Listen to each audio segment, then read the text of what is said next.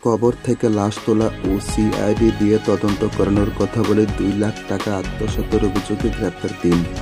কবর থেকে লাশ তোলার আদেশ দেওয়া, লাশের ময়নাতদন্ত করে দেওয়া ও মামলার সঠিক তদন্ত করার কথা বলে একটি পরিবারের কাছ থেকে 2,05,000 টাকা নিয়ে একটি প্রতারক চক্র।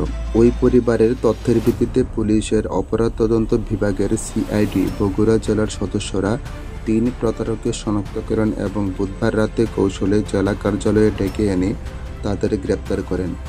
গ্রেপ্তার ব্যক্তিরা হলেন মোহাম্মদ লিখন মিয়া ও তার 2 ভাই রানা মিয়া ও মোহাম্মদ সুমন মিয়া। বৃহস্পতিবার সিআইডির বগুড়ার বিশেষ পুলিশ সুপার মোতাহার হোসেন বলেন, গত বছরের জুলাইয়ে বগুড়ার গাবতলীর বাসিন্দা মাসুম ফকিরকে হত্যা করা হয়। ওই ঘটনায় তার মেয়ে তাসলিমা আক্তার বাদী হয়ে কয়েকজনকে আসামি করে গাবতলী থানায় হত্যা মামলা করেন।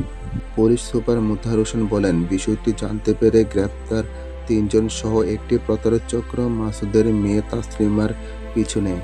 তারা তাসলিমাকে বলে লাশ তোলার আদেশ করানো, ময়নাতদন্ত করা ও সিআইডি দিয়ে সঠিক তদন্ত করার জন্য বিচারক, ময়নাতদন্তকারী কর্মকর্তা ও সিআইডি কর্মকর্তা তাদের পরিচিত। টাকা দিলে তারা এসব কাজ সহজে করিয়ে দিতে পারবে। প্রতারক চক্র বিভিন্ন সময় ও তারিখে বাদী তাসলিমার কাছ থেকে সুকৌশলে 2,05,000 টাকা আত্মসাৎ করে। তাসলিমা গরু, ছাগল, হাঁস মুরগি বিক্রি এবং জায়গা জমি বন্ধক রেখে প্রতারক চক্রকে টাকা দেন। এরপরও প্রতারক চক্ররা তাসলিমার কাছ থেকে টাকা চাইলে তাসলিমা বুধবার সিআইডির কাছে অভিযোগ করেন।